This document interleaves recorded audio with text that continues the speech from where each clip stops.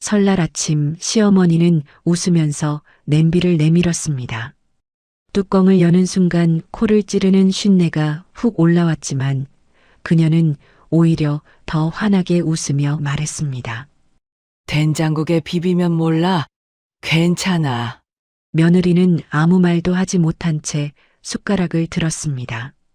바로 그 순간 초인종이 울렸습니다. 문 앞에 서 있는 사람은 이 골목과는 전혀 어울리지 않는 고급 코트 차림의 노인이었고 그 뒤로 검은 세단 2대가 골목을 가득 채우고 있었습니다. 며느리를 발견한 재벌 회장의 눈시울이 붉어졌습니다. 상상도 못할 반전의 사연 바로 시작합니다. 이수연이 이 집 며느리로 들어온 지 올해로 꼭 10년째였습니다. 경기도 외곽의 낡은 빌라 3층, 복도에는 늘 이웃집 김치 냄새와 담배 연기가 뒤섞여 있었고 엘리베이터도 없어서 장을 볼 때마다 무거운 장바구니를 두 손에 나눠 들고 계단을 올라야 했습니다. 낡은 패딩의 슬리퍼 차림으로 동네 마트를 오가는 이 여자를 아는 사람들은 하나같이 같은 말을 했습니다. 조용하고 불쌍한 며느리라고요. 수연은 그 말을 들을 때마다 속으로 쓴웃음을 삼켰습니다. 불쌍한지 아닌지 그 판단은 자기 자신이 하는 것이라고 생각했으니까요. 남편 최민주는 중소기업 영업직으로 야근이 잦고 집에 들어오면 피곤하다는 말을 달고 사는 사람이었습니다. 나쁜 사람은 아니었지만 두 사람 사이에는 어느 순간부터 말이 줄어들기 시작했고 수연이 뭔가를 꺼내면 민주는 그래로 받았으며 민준이 뭔가를 말하면 수연은 네로 답하는 것이 이 부부의 대화 전부였습니다. 그 침묵이 편안함인지 체념인지 수연은 굳이 생각하지 않으려 했습니다. 생각을 시작하면 끝이 없을 것 같아서였죠. 어쩌면 이 결혼 자체가 세상으로부터 자신을 숨기기 위한 선택이었는지도 모른다는 생각을 수연은 가끔 하다가 곧장 머릿속에서 지워버리곤 했습니다.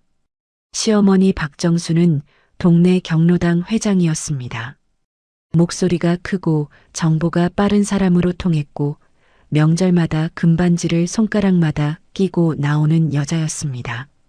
아들 앞에서는 다정하고 따뜻한 어머니였지만 며느리 앞에서는 언제나 냉담하고 까다로웠습니다. 내가 며느리한테 얼마나 잘해주는데라는 말을 입에 달고 살면서도 정작 수연에게 따뜻하게 건네는 말 한마디가 10년 동안 없었습니다. 수연은 그것을 오래전에 받아들였습니다. 기대를 버리면 상처도 없다는 것을 이 집 며느리로 살면서 몸으로 배웠으니까요. 명절이 다가올 때마다 수연의 몸은 마음보다 먼저 알았습니다. 일주일 전부터 어깨가 굳어오고 잠이 얕아지며 이유 없이 한숨이 늘었습니다. 설날은 그 중에서도 가장 길고 고된 명절이었습니다.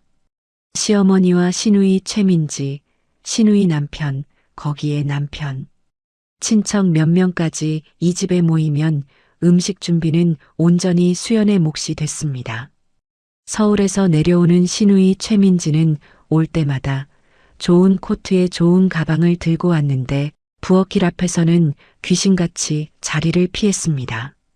저 손이 약해서요라는 말 한마디로 모든 걸 해결했고 시어머니는 그 말에 아무 이의도 달지 않았습니다. 오직 수연만이 새벽부터 밤까지 부엌을 지켰고 그것은 이 집에서 한 번도 바뀐 적이 없는 규칙 같은 것이었습니다. 그 설날 새벽 수연은 4시에 눈을 뜨자마자 조용히 이불을 걷어내고 부엌으로 내려갔습니다. 전을 부치려면 기름부터 충분히 달궈야 했고 갈비찜은 미리 양념에 재워야 했으며 나물은 종류마다 따로따로 볶아야 했습니다. 동태전, 육전, 김치전, 녹두전의 잡채까지 설날 상에 올라야 할 것들이 수연의 머릿속에는 목록처럼 정리되어 있었습니다. 손이 기름으로 번들거리고 눈이 연기에 따가워지고 허리가 끊어질 것처럼 아파올 때가 되어서야 가족들이 하나둘 내려오기 시작했습니다. 시어머니는 부엌 문가에 서서 팔짱을 끼고 이것간이 좀 빠지지 않았어? 라고 했고 신우이는 전을 하나 집어먹으며 맛있다는 말 한마디를 남기고 거실로 나갔습니다. 수연은 그 말들을 등 뒤로 들으며 다시 펜 앞에 섰습니다. 밥상이 차려지고 온 가족이 둘러앉았을 때 수연은 부족한 반찬을 채우고 빈 그릇을 치우고 물을 가져다 주며 상 주변을 맴돌았습니다. 자기 자리에 앉아 밥을 먹는다는 것은 처음부터 수연에게 주어진 것이 아니었습니다. 신우이가 갈비를 집으며 오빠 결혼 잘했다. 올케가 음식 솜씨가 있어서라고 말했을 때 남편 민주는 피식 웃으며 갈비를 한 점 더 집었고 아무도 수연을 한번 돌아보지 않았습니다. 칭찬인지 비꼬는 말인지도 모를 그 한마디가 부엌까지 들려왔지만 수연은 설거지 물을 트는 것으로 대답을 대신했습니다. 이 집에서 수연의 목소리가 필요한 순간은 언제나 없었으니까요. 설거지가 끝나갈 무렵이었습니다. 시어머니가 부엌 한켠에 놓인 냄비 하나를 턱으로 가리키며 말했습니다. 이거 먹어. 밥이 좀 됐는데 된장국에 비비면 몰라. 수연이 냄비 뚜껑을 여는 순간 코를 찌르는 쉰내가 훅 올라왔습니다. 냄비 안의 밥은 색깔부터 달랐고 적어도 이틀은 넘긴 것이 분명했습니다. 시어머니가 그걸 모를 리 없었습니다. 알면서 건넨 것이었고 그것은 실수가 아니라 이 집에서 10년째 반복되어 온 습관이었습니다. 새벽 4시부터 일어나 명절 음식 전부를 혼자 차린 며느리에게 가장 상한 것을 먹이는 일이 이 여자에게는 아무렇지도 않은 일상이었습니다. 수연은 숟가락을 들었습니다. 된장국에 밥을 말아 천천히 한술 떴고 목구멍으로 넘겼습니다.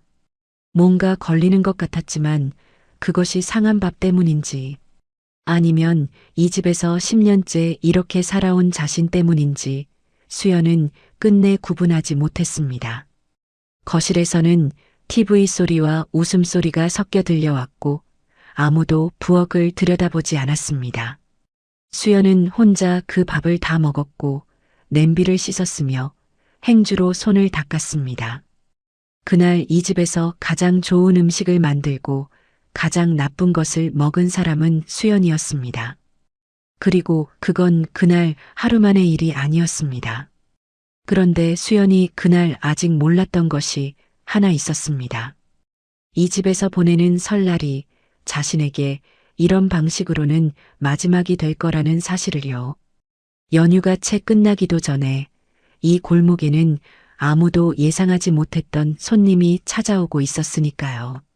설 연휴 이틀째 아침이었습니다. 수연은 그날도 가장 먼저 눈을 떴습니다. 전날 밤 설거지를 끝내고 누운 게 자정이 넘었으니 채 5시간도 못 잔 셈이었습니다. 몸은 무거웠지만 부엌은 기다려주지 않았습니다. 남은 전을 데우고 국을 다시 끓이고 식구들이 일어나기 전에 상을 차려놓아야 했습니다.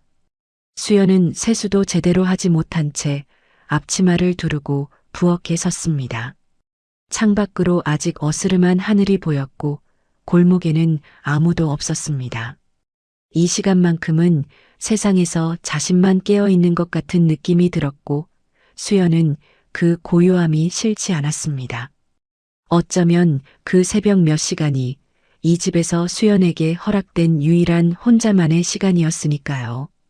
식구들이 하나둘 내려오기 시작한 건 9시가 넘어서였습니다.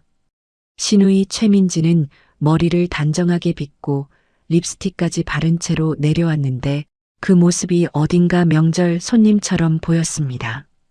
실제로 최민지는 이 집에서 손님이나 다름없었습니다. 밥상 앞에 앉아 어머, 이거 어제 먹던 거 아니에요?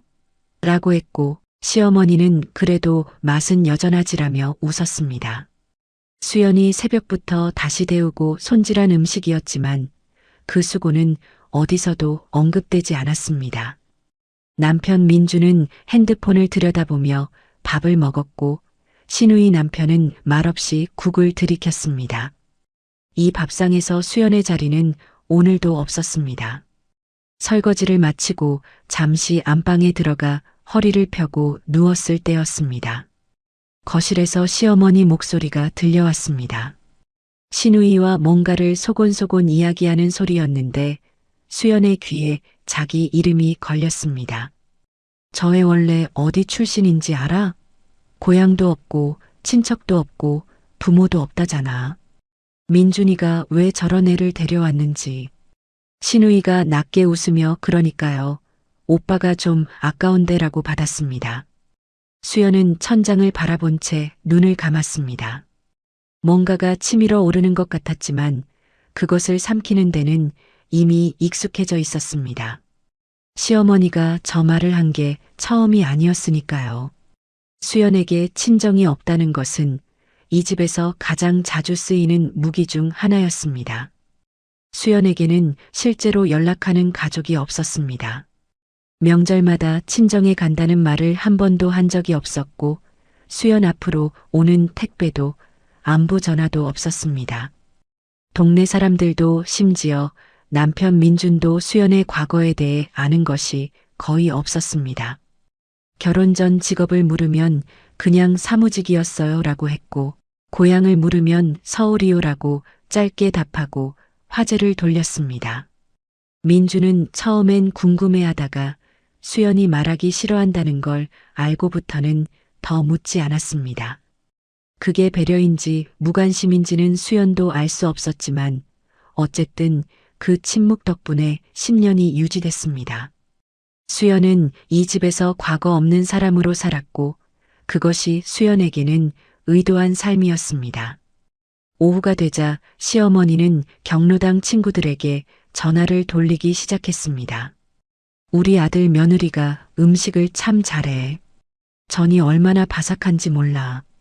거실 소파에 앉아 전화기를 붙잡고 자랑하는 시어머니의 목소리가 부엌까지 들려왔고 수연은 싱크대 앞에서 그 소리를 들으며 남은 그릇을 닦았습니다.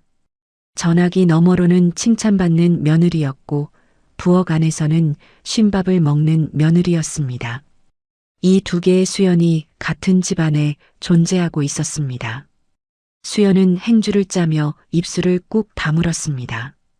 억울하다는 감정조차 이제는 사치처럼 느껴졌습니다. 저녁 무렵 수연의 유일한 친구 오은지에게서 문자가 왔습니다.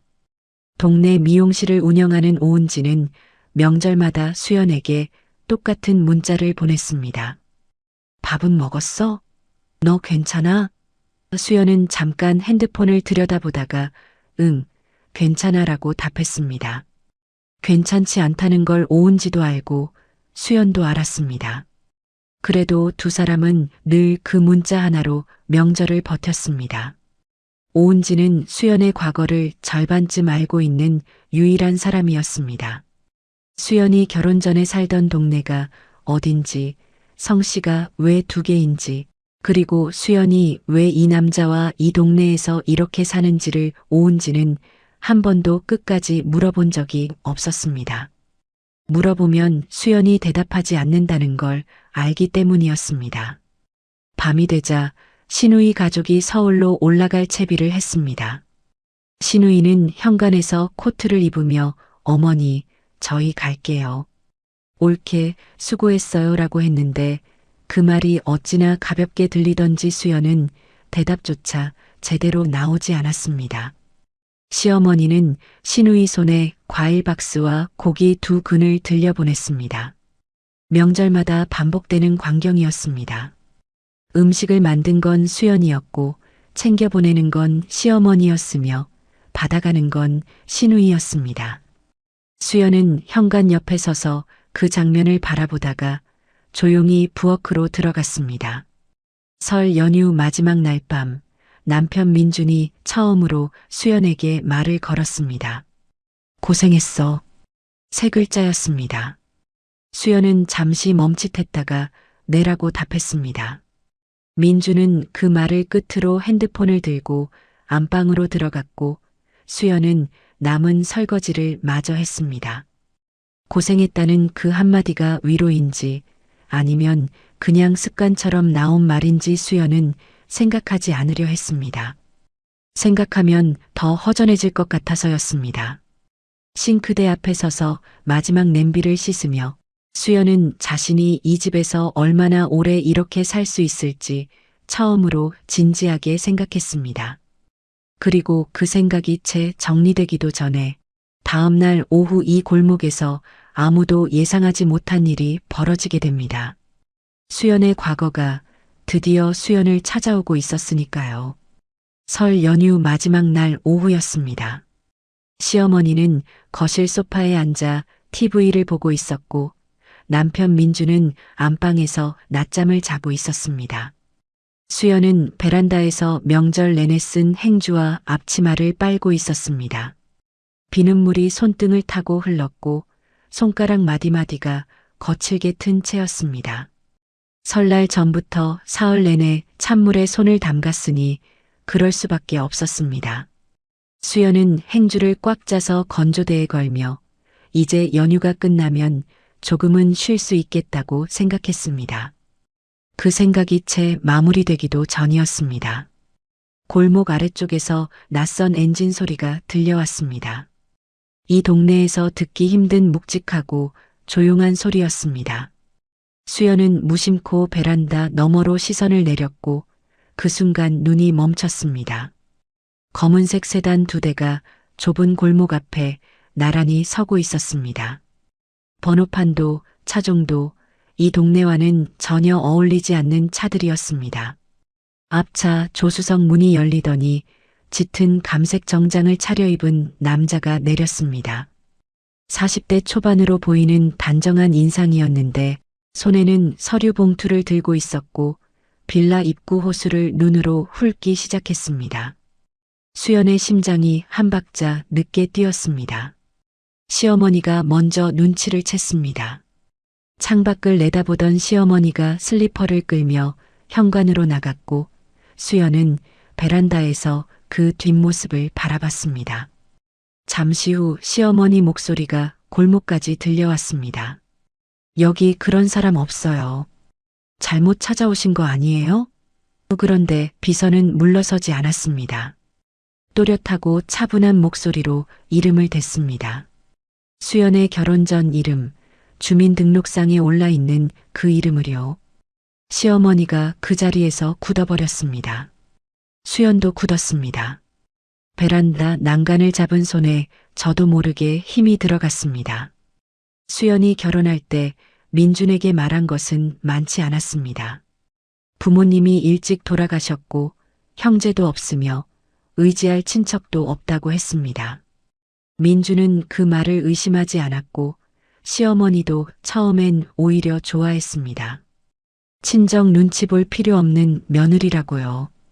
그런데 지금 이 골목 앞에 서 있는 남자는 수연이 지워버린 줄 알았던 이름을 정확하게 알고 있었습니다. 그것도 이강상그룹 로고가 박힌 명함을 손에 들고서요. 시어머니가 비서 손에 들린 명함을 들여다보는 순간 동네 경로당 회장의 눈이 처음으로 흔들렸습니다. 수연은 베란다에서 내려오지 않았습니다. 내려가야 한다는 것을 알면서도 발이 떨어지지 않았습니다. 비서가 이 집을 찾아왔다는 것은 이제 더 이상 숨을 수 없다는 뜻이었습니다. 10년이었습니다. 22살에 아버지와 크게 다투고 집을 나온 뒤로 수연은 단 한 번도 그쪽 세계와 연결고리를 만들지 않았습니다. 핸드폰도 바꿨고 주소도 옮겼으며 심지어 주민등록까지 정리했습니다. 그런데도 찾아왔습니다. 이강상 그룹의 법무팀이라면 그럴 수 있다는 것을 수연은 누구보다 잘 알고 있었습니다. 결국 이렇게 되는구나 라는 생각이 머릿속을 가로질렀습니다. 시어머니가 다시 들어오면서 수연을 불렀습니다. 목소리가 평소와 달랐습니다. 수연아, 너 아래 좀 내려가 봐. 수연은 천천히 베란다를 나와 계단을 내려갔습니다. 좁은 빌라 계단을 한 칸씩 밟으면서 수연은 자신의 심장 소리가 들리는 것 같았습니다. 현관문을 열고 나섰을 때 비서가 수연을 보자마자 허리를 굽혔습니다. 그 각도가 예사롭지 않았습니다. 시어머니가 그 장면을 보며 눈을 깜빡였습니다. 이 동네에서 누군가가 이 며느리에게 저렇게 인사하는 것을 10년 동안 단 한 번도 본 적이 없었으니까요. 비서가 봉투를 내밀었습니다. 수연은 받지 않았습니다. 대신 비서의 눈을 바라보며 조용히 물었습니다. 회장님이 보내셨어요? 비서가 고개를 끄덕였습니다. 수연은 잠시 눈을 감았다가 떴습니다. 왜 지금이에요? 그 말은 질문이 아니었습니다. 비서는 대답 대신 봉투를 한 번 더 내밀었고 이번엔 수연이 받았습니다. 봉투 겉면에는 수연의 결혼 전 이름이 적혀 있었고 그 아래 이강상그룹 법무법인 직인이 찍혀 있었습니다. 시어머니가 그 봉투를 보며 입술을 달싹였지만 아무 말도 나오지 않았습니다. 수연은 봉투를 열지 않은 채 안으로 들어왔습니다. 부엌 식탁 위에 봉투를 내려놓고 의자를 당겨 앉았습니다. 뒤따라 들어온 시어머니가 봉투를 슬쩍 쳐다보며 그게 뭔데? 라고 물었지만 수연은 대답하지 않았습니다. 시어머니는 분명히 봉투 겉면의 이름을 봤을 것이었습니다. 이강상그룹. 제게 서열 9번째. 웬만한 어른들이라면 한 번쯤은 들어봤을 그 이름을요. 시어머니의 눈이 봉투와 수연의 얼굴을 번갈아 오갔지만 수연은 창밖만 바라보고 있었습니다. 봉투 안에는 2장이 들어 있었습니다. 하나는 법무 서류였고 하나는 손으로 쓴 메모 한 장이었습니다. 메모에는 단 2줄이 적혀 있었습니다. 내일 직접 찾아가겠다. 꼭 만나야 할 이야기가 있다. 수연은 그 메모를 한참 들여다보다가 조용히 접어 주머니에 넣었습니다. 아버지가 직접 온다고 했습니다. 10년 만에 이 골목으로요. 수연의 손이 미세하게 떨렸습니다. 그것이 두려움인지 분노인지 아니면 아주 오래된 그리움인지 수연 자신도 알 수 없었습니다. 한 가지 분명한 것은 내일이 지나면 이 집의 모든 것이 달라지리라는 것이었습니다. 그리고 시어머니도 그것을 어렴풋이 느끼기 시작하고 있었습니다. 그날 밤 수연은 잠을 이루지 못했습니다. 불을 끈 안방에 누워 천장을 바라보면서 손 안에 접어넣은 메모 한 장이 머릿속에서 자꾸 펼쳐졌습니다. 내일 직접 찾아가겠다. 아버지가 온다고 했습니다. 이강산. 이 나라 재계 서열 9번째, 수십 년간 그룹을 일군 사람, 그리고 수연이 22살에 등을 돌리고 나온 사람이었습니다. 10년이라는 시간이 흘렀고 수연은 그 시간 동안 아버지를 지운 채 살았습니다. 아니, 정확히는 지우려고 버텨온 것이었습니다. 그런데 내일 이 골목에 그 사람이 온다고 했습니다. 옆에서 민준의 고른 숨소리가 들렸습니다. 수연은 이불을 끌어올리며 눈을 감았지만 잠은 오지 않았습니다.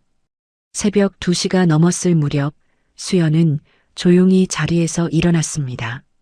부엌에 가서 냉장고를 열었다가 아무것도 꺼내지 않고 도로 닫았습니다. 식탁 의자에 앉아 어두운 부엌 안을 멍하니 바라보다가 주머니에서 접힌 메모를 꺼냈습니다. 다시 펼쳐보니 필체가 낯설었습니다. 아버지의 손글씨는 언제나 굵고 힘이 넘쳤는데 이 메모의 글씨는 어딘가 떨리는 것처럼 보였습니다. 수연은 그것을 한참 들여다보다가 다시 접었습니다. 손이 떨린다는 것은 몸이 예전 같지 않다는 뜻이었습니다. 수연의 가슴 한켠에 뭔가 무거운 것이 내려앉았습니다. 그것을 걱정이라고 부르고 싶지 않았지만 달리 부를 말도 없었습니다. 아침이 되자 시어머니의 태도가 어딘가 달랐습니다. 평소 같으면 수연이 부엌에 들어와도 거들떠보지 않았을 텐데 오늘은 은근슬쩍 옆에 붙어 서며 말을 걸었습니다. 어제 그 봉투 무슨 내용이야? 수연은 냄비에 물을 올리며 대답하지 않았습니다. 시어머니가 다시 물었습니다. 이강상그룹이면 그 대기업 이강상그룹 맞지? 거기서 왜 우리 집에 사람이 와? 수연은 잠자코 가스불을 켰습니다. 시어머니가 할 말을 잃은 채 수연의 옆모습을 바라봤습니다. 10년 동안 이 며느리가 어떤 말에도 저런 표정을 지은 것을 본 적이 없었습니다. 담담한 것 같으면서도 어딘가 단단히 결심한 사람의 얼굴이었습니다. 남편 민주는 아침밥을 먹으면서도 분위기가 이상하다는 것을 눈치챘습니다. 시어머니가 평소와 다르게 조용했고 수연은 더더욱 말이 없었습니다. 무슨 일 있어? 라고 물었지만 수연은 아니요라고만 했고 시어머니도 아무 말을 하지 않았습니다. 민주는 뭔가 찜찜한 채로 출근 준비를 했습니다. 연휴가 끝나는 날이었고 오늘부터 다시 회사였습니다. 그는 현관에서 신발을 신으며 한 번 더 수연을 돌아봤지만 수연은 부엌에서 나오지 않았습니다. 민준이 문을 닫고 나가는 소리가 들렸고 집안이 조용해졌습니다. 시어머니와 수연 둘만 남았습니다. 오전 10시가 조금 넘었을 무렵이었습니다. 초인종이 울렸습니다. 시어머니가 수연보다 먼저 현관으로 갔습니다. 인터폰 화면을 들여다보는 시어머니의 등이 굳는 것이 보였습니다. 수연은 부엌 입구에 서서 그 모습을 바라봤습니다. 시어머니가 천천히 몸을 돌려 수연을 봤습니다. 그 눈빛이 처음 보는 것이었습니다. 당황함도 두려움도 그리고 숨기려는 욕심도 한꺼번에 담긴 눈빛이었습니다. 수연아, 저 아래에. 시어머니가 말을 끝맺지 못했습니다. 수연은 조용히 앞치마를 벗어 개수대 위에 올려놓고 현관으로 걸어갔습니다. 인터폰 너머로 보이는 화면 속에는 어제의 비서가 서 있었고 그 옆에 지팡이를 짚은 노인이 서 있었습니다.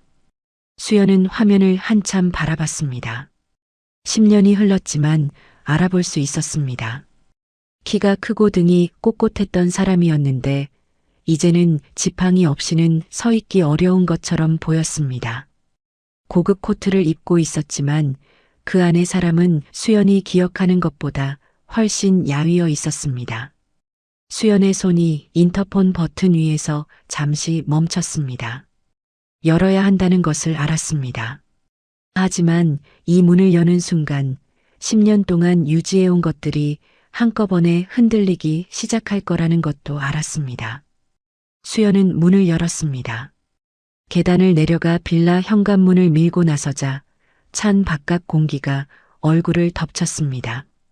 골목 앞에 어제와 같은 검은 세단들이 서 있었고 비서가 한 발 물러서며 길을 열었습니다.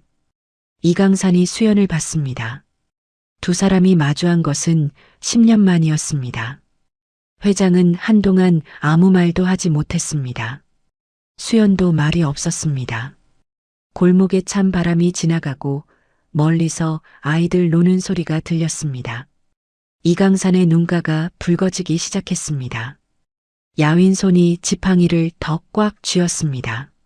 수연은 그 손을 바라보다가 시선을 들어 아버지의 얼굴을 정면으로 봤습니다.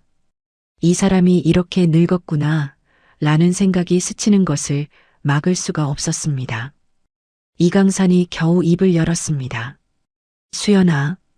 딱 그 한마디였습니다. 수연의 가슴 어딘가에서 뭔가가 무너지는 소리가 났습니다. 하지만 수연은 표정을 바꾸지 않았습니다. 차갑지도 반갑지도 않은 얼굴로 아버지를 바라보며 조용히 말했습니다. 들어오세요. 그것은 환영이 아니었습니다. 그렇다고 거절도 아니었습니다. 10년의 시간이 만들어낸 수연만의 방식이었습니다. 그리고 이강산이 지팡이를 짚으며 빌라 안으로 들어서는 순간 이 집의 공기가 완전히 달라졌습니다. 베란다에서 그 장면을 내려다보던 시어머니의 얼굴에서 처음으로 혈색이 빠져나갔습니다. 저 노인이 누구인지, 이 며느리와 어떤 관계인지 시어머니는 아직 모르고 있었습니다. 하지만 곧 알게 될 것이었습니다. 그리고 그것을 알게 되는 순간 이 집에서 지난 10년이 전부 다른 의미로 뒤집히게 될 것이었습니다. 이강산이 빌라 안으로 들어서는 순간 비서 2명이 뒤를 따랐습니다. 좁은 현관에 3사람이 들어서자 공간이 꽉 찼습니다. 수연은 거실을 가리키며 앉으라고 했습니다. 낡은 소파와 오래된 장판, 벽에 걸린 달력 하나가 전부인 이 거실에 이강산 회장이 천천히 앉았습니다. 지팡이를 무릎 위에 올려놓고 주위를 한번 둘러봤는데 그 눈빛에 뭔가가 담겨 있었습니다. 측은함인지 자책인지 수연은 읽으려 하지 않았습니다. 시어머니는 계단 쪽에 서서 이 장면을 지켜보고 있었고 거실 안으로 들어오지도 그렇다고 올라가지도 못한 채 굳어 있었습니다. 수연은 부엌에서 물 2잔을 가져왔습니다. 한 잔은 아버지 앞에, 한 잔은 자신 앞에 놓고 맞은편 의자에 앉았습니다. 비서들은 현관 쪽에 물러서 있었습니다. 거실에는 수연과 이강산 둘만 남은 셈이었습니다. 아버지는 물잔을 바라보다가 수연의 얼굴을 봤고 수연은 아버지의 얼굴을 정면으로 바라봤습니다. 오랜 침묵이 흘렀습니다. 창밖에서 골목을 지나는 오토바이 소리가 잠깐 들렸다가 사라졌습니다. 이강산이 먼저 입을 열었습니다. 많이 컸구나. 수연은 대답하지 않았습니다. 컸다는 말이 어울리는 나이가 아니었고 그 말이 진심인지 아닌지도 지금 당장 판단하고 싶지 않았습니다. 이강산이 비서를 향해 눈짓을 했습니다. 비서가 앞으로 나와 서류 봉투를 탁자 위에 내려놓았습니다. 어제 수연이 받아서 열지 않은 채 식탁에 뒀던 것과는 다른 봉투였습니다. 더 두툼하고 겉면에 법무법인 직인이 2군데 찍혀 있었습니다. 수연은 그 봉투를 내려다봤습니다. 열어봐라. 이강산이 말했습니다. 수연은 손을 뻗지 않았습니다. 대신 아버지를 똑바로 보며 물었습니다. 왜 지금 오셨어요? 그것은 어제 비서에게 했던 말과 같았지만 지금은 의미가 달랐습니다. 어제는 혼잣말에 가까웠다면 지금은 10년치 무게가 실린 질문이었습니다. 이강산이 잠시 눈을 감았습니다. 야윈 손이 지팡이 손잡이 위에서 미세하게 떨렸습니다. 최장합니다. 말기라고 한다. 수연의 어깨가 아주 조금 흔들렸습니다. 그것을 본 사람은 없었습니다. 수연 자신도 느끼지 못했을지 모릅니다. 이강산이 이어서 말했습니다. 남은 시간이 얼마 없어. 그 전에 꼭 봐야 할 것 같아서 왔다. 수연은 탁자 위 봉투를 바라봤습니다. 그리고 천천히 손을 뻗어 봉투를 집어들었습니다. 뜯는 손이 미세하게 떨렸지만 수연은 개의치 않았습니다. 봉투 안에는 2가지가 들어 있었습니다. 하나는 두꺼운 법무 서류였습니다. 상속 관련 문서였고 수연의 이름이 수차례 등장했습니다. 그런데 수연의 시선이 멈춘 것은 서류가 아니었습니다. 서류 아래에 끼워진 낡은 편지 봉투 하나였습니다. 누렇게 바랜 봉투 겉면에 수연의 어린 적 이름이 적혀 있었고 글씨는 수연이 누구보다 잘 알고 있는 필체였습니다. 어머니의 글씨였습니다. 수연의 손이 그 자리에서 멈췄습니다. 손끝이 차가워지는 것이 느껴졌습니다. 이게 뭐예요? 목소리가 평소보다 낮게 깔렸습니다. 이강산이 대답했습니다. 내 어머니가 남긴 거다. 수연이 고개를 들어 아버지를 봤습니다. 어머니가요. 이강산이 천천히 고개를 끄덕였습니다. 내가 집을 나간 지 2년 후에 어머니가 세상을 떴다. 그 말이 거실 공기 속으로 퍼져나갔습니다. 수연은 아무 말도 하지 못했습니다. 2년이라고 했습니다. 수연이 22살에 집을 나왔으니 어머니는 수연이 24일 때 돌아가셨다는 뜻이었습니다. 수연은 그것을 몰랐습니다. 10년 동안 단 한 번도 몰랐습니다. 어머니가 아직 살아계실 거라고 생각했고 언젠가 아버지와의 관계가 정리되면 찾아뵈면 된다고 막연하게 생각해왔습니다. 그 막연한 기다림이 이미 10년 전에 끝나 있었습니다. 바로 그 순간이었습니다. 계단 쪽에 서 있던 시어머니가 거실 안으로 들어왔습니다. 무슨 말인지는 다 들었을 것이었습니다. 시어머니가 이강산을 바라보다가 수연을 바라봤습니다. 그리고 비서 손에 들린 다른 서류 봉투 겉면을 눈으로 훑었습니다. 이강산 그룹 로고 아래 적힌 이름, 그리고 법무법인 직인. 시어머니의 눈이 커졌습니다. 이 며느리의 성이 이 씨인 것은 알았습니다. 그런데 이강산 그룹의 이강산, 그 이 씨와 같은 이 씨라는 것은 생각해 본 적이 없었습니다. 생각할 이유가 없었으니까요. 설날에 쉰밥을 건네고 집안일을 전부 시키고 경로당 친구들에게 잘 부려먹는 며느리라고 자랑하던 그 여자가 이 나라 9번째 재벌의 딸이라는 것을요. 시어머니의 입술이 떨렸습니다. 저기 혹시 말을 시작했지만 끝을 맺지 못했습니다. 이강산이 시어머니를 한번 바라봤습니다. 그리고 다시 수연에게로 시선을 돌렸습니다. 이 집에서 이 노인의 눈에 보이는 것은 수연뿐이었습니다. 수연은 손에 들린 낡은 편지 봉투를 바라보고 있었습니다. 어머니가 남긴 편지였습니다. 열어야 했습니다. 하지만 지금 이 자리에서 열 수가 없었습니다. 눈물이 나면 안 됐습니다. 아직은요. 수연은 편지를 가슴 쪽으로 끌어안으며 눈을 한번 감았습니다.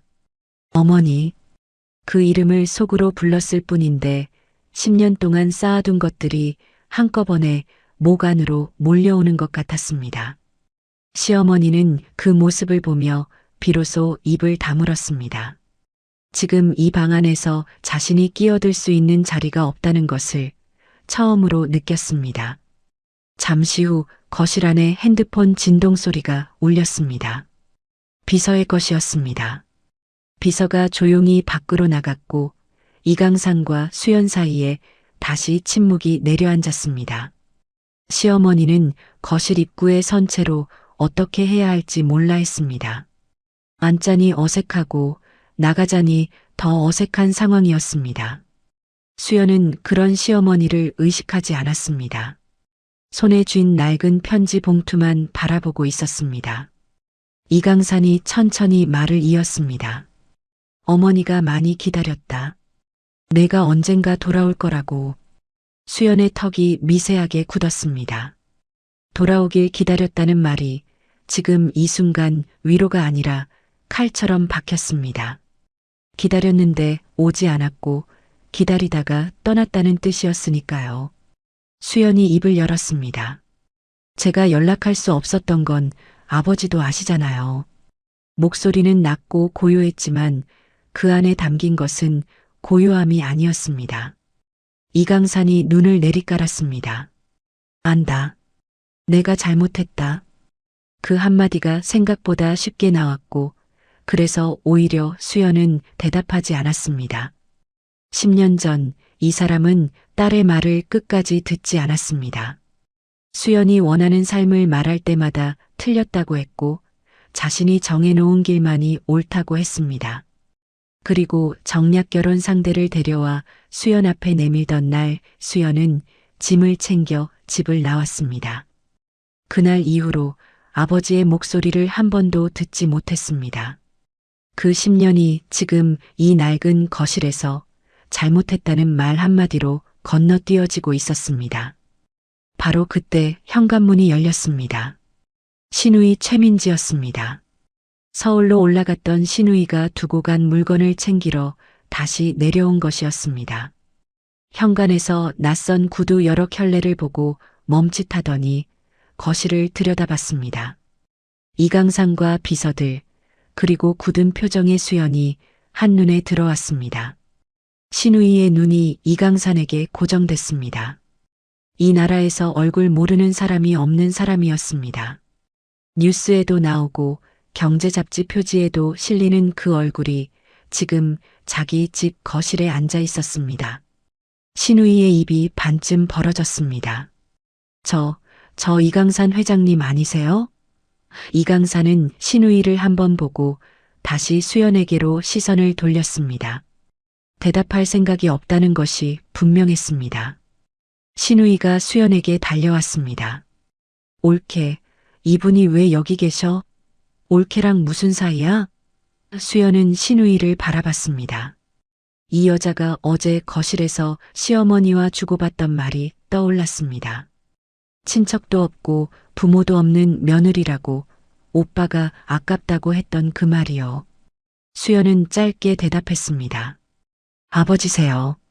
신우이의 얼굴이 굳었습니다. 시어머니도 그 자리에서 굳었습니다. 방 안의 공기가 순식간에 달라졌습니다. 신우이가 더듬거렸습니다. 아, 아버지. 올케 아버지가 이강산 회장님이라고? 수연은 더 설명하지 않았습니다. 설명이 필요한 상황이 아니었고 설명하고 싶은 마음도 없었습니다. 신우이의 태도가 바뀌는 데는 채 30초도 걸리지 않았습니다. 굳었던 얼굴이 풀리더니 입꼬리가 올라갔고 소파 쪽으로 다가오며 머리를 손으로 매만지고 목소리를 한 톤 낮춰 부드럽게 깔았습니다. 회장님, 저는 수연 씨 신우이인데요. 저희가 올케를 얼마나 아끼는지 몰라요. 집안에서 귀하게 모셨죠. 수연은 그 말을 들으며 시선을 창밖으로 돌렸습니다. 웃음이 날 것 같았는데 슬픔이 먼저였습니다. 귀하게 모셨다는 사람이 설날에 쉰밥을 건넨 여자의 딸이었습니다. 이강산은 신우이를 한번 바라보더니 아무 말 없이 수연에게 다시 눈을 맞췄습니다. 그 침묵이 신우이의 말을 가장 정확하게 평가하는 방식이었습니다. 시어머니가 그때서야 거실 안으로 들어왔습니다. 조심스럽게 그리고 10년 동안 한 번도 본 적 없는 태도로 수연 곁에 앉았습니다. 수연아.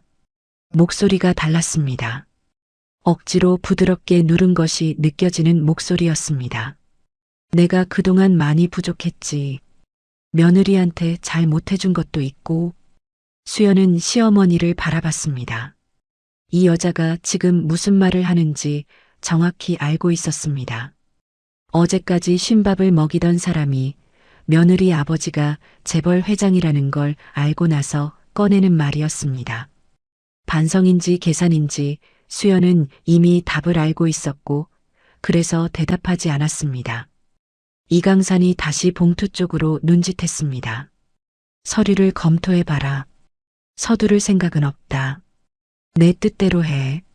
수연은 두꺼운 법무 서류를 집어들었습니다. 상속 지분, 재산 목록, 수연의 이름으로 귀속되는 자산의 규모가 적혀 있었습니다. 숫자가 컸습니다. 시어머니가 옆에서 흘끔거리는 것이 느껴졌지만 수연은 개의치 않았습니다. 서류를 다 읽고 나서 수연은 그것을 탁자 위에 다시 내려놓았습니다. 그리고 이강산을 바라보며 말했습니다. 받지 않겠습니다. 방안이 조용해졌습니다. 시어머니가 숨을 들이켰고 신우이가 눈을 깜빡였으며 비서는 표정을 바꾸지 않았습니다. 이강산만이 수연을 바라보며 고개를 천천히 끄덕였습니다. 예상했다는 듯이요. 수연이 이어서 말했습니다. 대신 한 가지만 부탁드려도 될까요? 이강산이 눈으로 물었습니다. 수연은 손에 쥔 낡은 편지 봉투를 들어 올렸습니다. 어머니 사진이요. 저랑 같이 찍은 사진이 있으면 한 장만 주세요. 이강산의 눈가가 다시 붉어졌습니다. 야윈 손이 코트 안주머니로 들어갔습니다. 잠시 후 꺼낸 것은 오래된 사진 한 장이었습니다. 수연이 6살쯤 됐을 때 어머니와 나란히 찍은 것이었는데 어머니는 수연의 머리에 꽃 모양 핀을 꽂아주며 웃고 있었고 어린 수연은 카메라를 향해 두 눈을 동그랗게 뜨고 있었습니다. 수연은 그 사진을 받아들고 한참 바라봤습니다. 이번에는 눈물을 참지 않았습니다. 소리 없이 그냥 흘렀습니다. 시어머니가 그 모습을 보며 고개를 숙였고 신우이는 아무 말도 하지 못했습니다. 이 방 안에서 지금 가장 가난하고 가장 단단한 사람이 누구인지 더 이상 설명이 필요하지 않았습니다. 이강산이 자리에서 일어났습니다. 지팡이를 짚고 천천히 몸을 세우며 비서들에게 눈짓으로 먼저 나가라고 했습니다.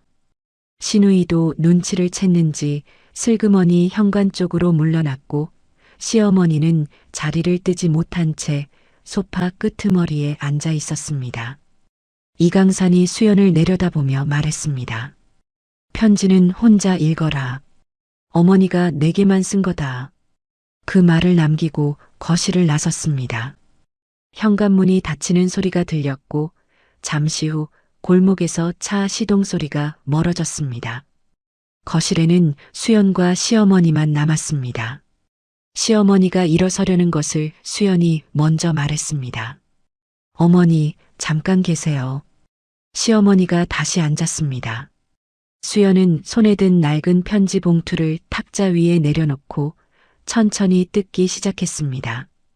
편지는 2장이었습니다. 세월이 지나 종이가 누렇게 발해 있었고 접힌 자국이 깊게 패여 있었습니다. 오래전에 썼다가 오랫동안 접어둔 것이 분명했습니다. 수연은 첫 줄을 읽다가 손이 멈췄습니다. 어머니의 필체가 너무 선명했습니다. 눈앞에서 어머니가 직접 말하는 것처럼 느껴졌고 그래서 더 가슴이 먹먹했습니다. 편지에는 원망이 없었습니다. 딸이 집을 나간 것을 탓하는 말도 돌아오라는 말도 없었습니다. 대신 이런 말이 적혀 있었습니다. 내가 선택한 삶이 틀리지 않았다고. 엄마는 그걸 너무 늦게 알았다고. 그리고 마지막 줄에 딱 한 문장이 있었습니다. 보고 싶다, 수연아. 수연은 그 문장에서 더 읽지 못했습니다. 편지를 무릎 위에 내려놓고 눈을 감았습니다. 눈물이 뺨을 타고 소리 없이 흘러내렸습니다. 시어머니가 아무 말도 하지 못했습니다. 이 며느리가 우는 것을 10년 동안 한 번도 본 적이 없었습니다. 수연은 언제나 무표정하거나 아니면 괜찮은 척했습니다. 그런 수연이 지금 이렇게 울고 있었습니다. 소리도 없이 몸도 떨지 않고 그냥 눈물만 흘렀습니다. 시어머니는 그 모습이 이상하게 무서웠습니다. 소리내어 우는 것보다 저렇게 조용히 우는 것이 더 깊은 슬픔이라는 것을 살면서 처음으로 느꼈습니다. 시어머니가 입을 열었습니다. 수연아, 나는 몰랐어. 진짜로 몰랐다고. 수연이 눈을 뜨고 시어머니를 바라봤습니다. 그 눈빛이 차갑지도 그렇다고 따뜻하지도 않았습니다. 그냥 담담했습니다. 그 담담함이 시어머니의 말을 가운데서 잘라버렸습니다. 수연이 천천히 입을 열었습니다. 시어머니에게 하는 말이었지만 어딘가 먼 곳을 향하는 것 같은 목소리였습니다. 수연이 집을 나온 건 22살이었습니다. 아버지가 정해놓은 남자와 결혼하라는 말을 들은 날이었습니다. 상대는 거래처 회장의 아들이었고 아버지는 그것을 결혼이라고 불렀지만 수연에게는 거래처럼 느껴졌습니다. 수연이 싫다고 했을 때 아버지는 처음으로 딸에게 손을 들었습니다. 그날 밤 수연은 가방 하나에 옷 몇 벌과 통장을 넣고 집을 나왔습니다. 뒤를 돌아보지 않았습니다. 어머니가 현관까지 따라 나왔지만 수연은 그냥 걸었습니다. 그게 어머니를 본 마지막이었습니다. 그 사실을 수연은 지금 이 자리에서 이 편지를 읽고 나서야 알았습니다. 시어머니의 눈가가 붉어졌습니다. 평생 며느리 앞에서 눈물을 보인 적 없는 여자였는데 지금 이 이야기를 들으며 눈이 촉촉해지고 있었습니다. 그것이 진심인지 아니면 상황이 만들어낸 감정인지는 알 수 없었습니다. 하지만 수연은 그 눈물에 기대지 않았습니다. 이야기를 멈추지 않았습니다. 집을 나온 뒤 수연은 혼자 방을 구했습니다. 보증금 500에 월세 30만 원짜리 고시원이었고 편의점 아르바이트로 생활비를 댔습니다. 아버지가 찾아올까봐 동네를 2번 옮겼고 핸드폰을 바꿨으며 일부러 아버지와 아무 연관이 없는 동네에서 살았습니다. 최민준을 만난 건 그 무렵이었습니다. 특별한 감정보다는 이 사람 곁에 있으면 아무도 찾지 못할 것 같다는 생각이 먼저였습니다. 그리고 그 생각이 맞았습니다. 10년 동안 아무도 찾지 못했으니까요. 결국 찾아오기 전까지는요. 시어머니가 오랫동안 말이 없었습니다. 방 안에 시계 소리만 들렸습니다. 그러다 천천히 바닥으로 내려앉았습니다. 소파에서 미끄러지듯 무릎을 꿇은 것이었습니다. 65살의 무릎이 낡은 장판 위에 닿는 소리가 났습니다. 수연아, 내가 잘못했다. 진짜로 잘못했어. 목소리가 떨렸습니다. 수연은 그 모습을 바라봤습니다. 10년이라는 시간이 영화처럼 지나갔습니다. 새벽 4시 부엌, 쉰밥 냄비, 아무도 돌아보지 않는 밥상, 거실에서 들려오던 비웃음, 그리고 어머니 기일도 모른 채 보낸 세월이요. 수연은 일어섰습니다. 무릎 꿇은 시어머니를 내려다보며 아무 말도 하지 않았습니다.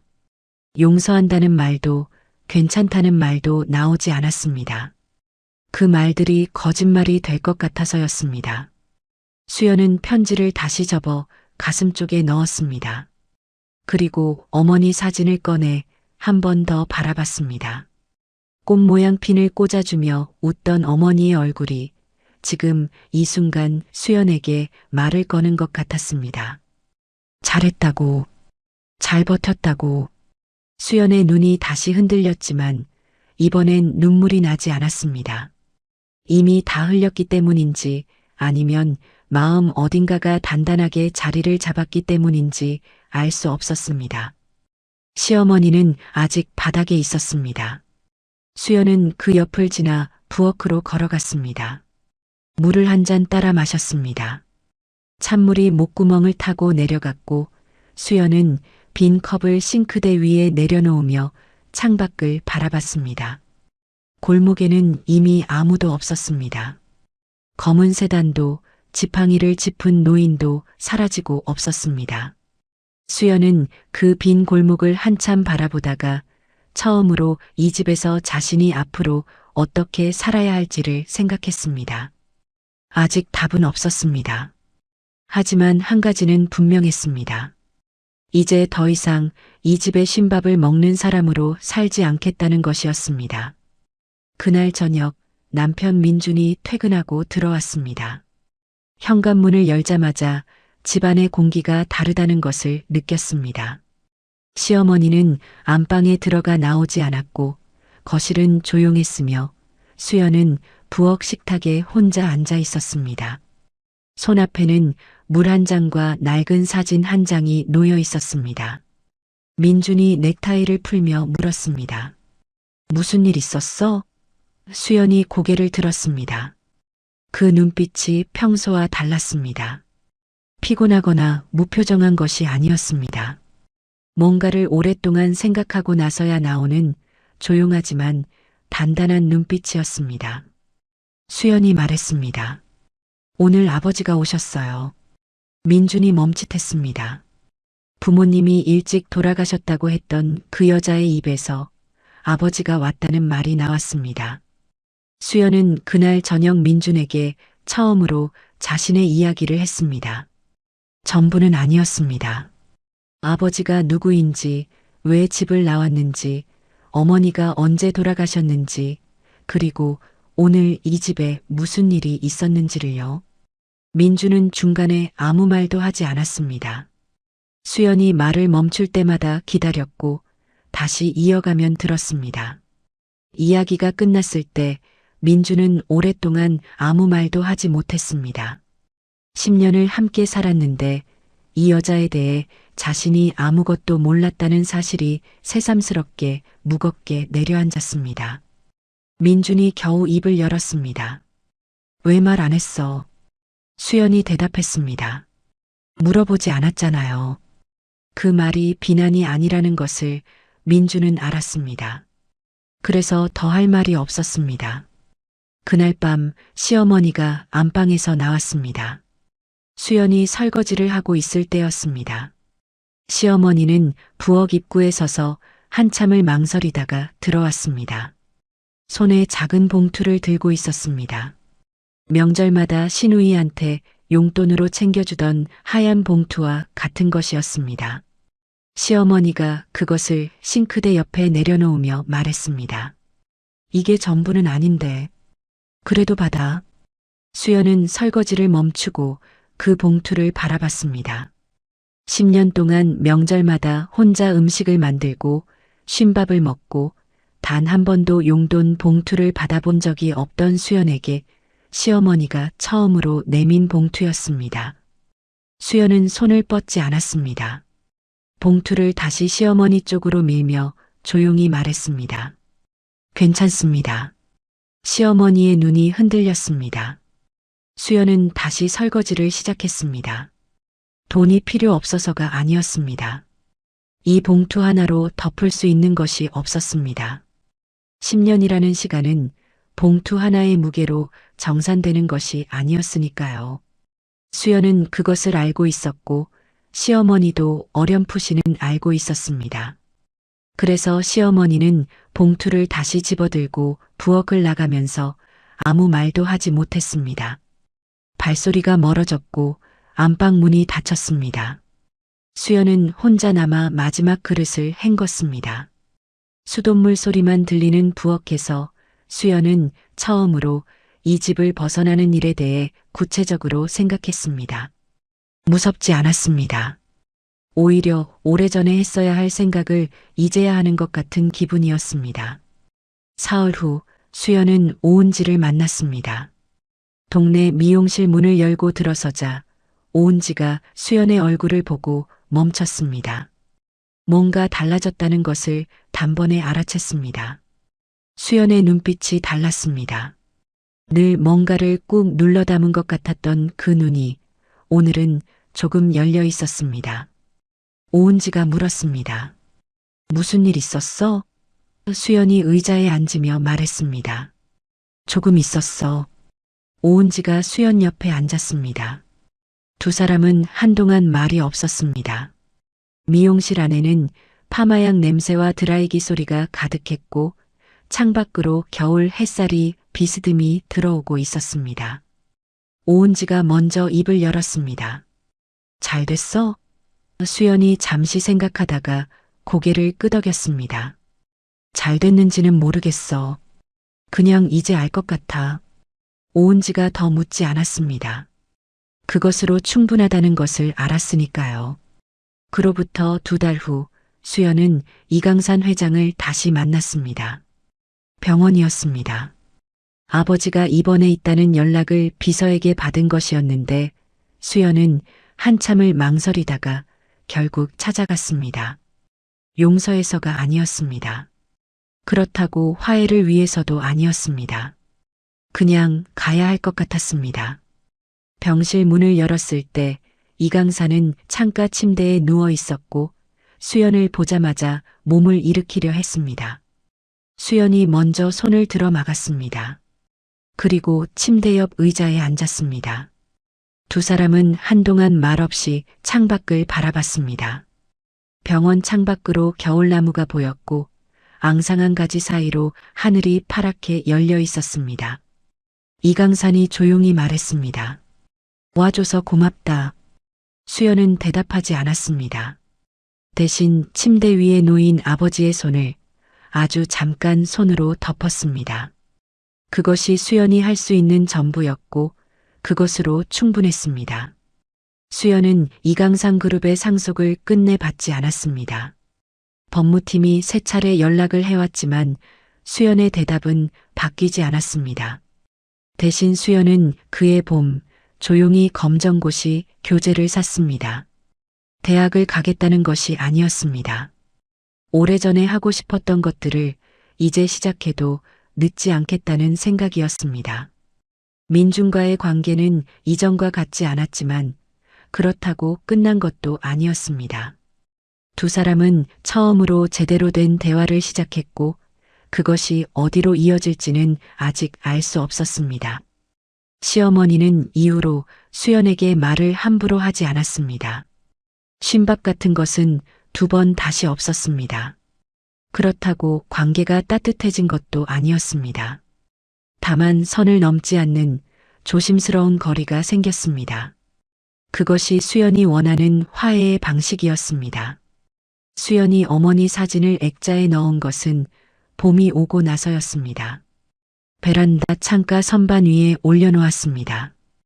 햇살이 들어오는 오전이면 사진 속 어머니의 얼굴이 환하게 빛났습니다. 꽃 모양 핀을 꽂아주며 웃던 그 얼굴이 매일 아침 수연을 바라봤습니다. 수연은 그 앞에 서서 가끔 이렇게 생각했습니다. 엄마, 나 이제 괜찮아. 완전히 괜찮은 건 아니지만 그래도 이제는 내가 원하는 쪽으로 가고 있어. 그 말을 소리내어 한 적은 없었습니다. 하지만 사진 속 어머니가 알아들을 것 같았습니다. 설날에 쉰밥을 먹던 그 부엌에서 이 여자는 그렇게 조금씩 자신의 삶을 되찾고 있었습니다. 가장 낮은 자리에서 오래 버텨온 사람만이 알 수 있는 방식으로 천천히 그리고 단단하게요. 여러분은 어떠신가요? 오래 참아온 것이 있다면 이제는 조금 내려놓아도 괜찮지 않을까요? 오늘도 들어주셔서 감사합니다. 항상 더 감동을 불러오는 채널이 되도록 노력하겠습니다. 댓글로 화이팅 응원 부탁드리겠습니다.